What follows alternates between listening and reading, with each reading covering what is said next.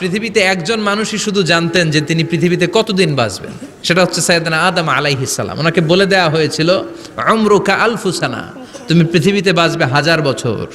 কয় বছর? সাইয়েদনা আদমের সামনে অনেকগুলো রুহু রাখা হলো। সাইয়েদনা আদম বললেন, এরা কারা? আল্লাহ বললেন, এরা হচ্ছে নাসালুক, তোমার বংশধর, পৃথিবীতে তোমার পর এরা পৃথিবীতে আসবে। সাইয়েদনা আদম বললেন, আল্লাহ ওই যে একটা রুহু দেখা যায়, এটার নাম কি? আল্লাহ বললেন, হাদা ইবনুকা দাউদ, এটা তোমার ছেলে দাউদ, সে দুনিয়াতে নবী হয়ে আসবে, তার ছেলে সুলাইমানও নবী হয়ে আসবে। সাইয়েদনা আদম বললেন, মাবুদ, আমার ছেলে দাউদের কত বছর হায়াত আপনি দিয়েছেন? আল্লাহ বললেন, 40 সানা, মাত্র 40 বছর, 4 ইয়ার্স, 40 বছর তোমার ছেলেটা বাঁচবে। ও আল্লাহ, আমি বাঁচবো কয় বছর? তুমি বাঁচবা 1000 বছর। সুবহানাল্লাহ। সাইয়েদনা আদম বললেন, মাবুদ, এত ফুটফুটে সুন্দর আমার ছেলে দাউদ, মাত্র 40 বছর দিলেন কেন? জিদ মিন উমরিহি, বাড়ায়া দেন। কি করেন? সুপারিশ করতেছে পোলার লাইগা। কে? বাবা।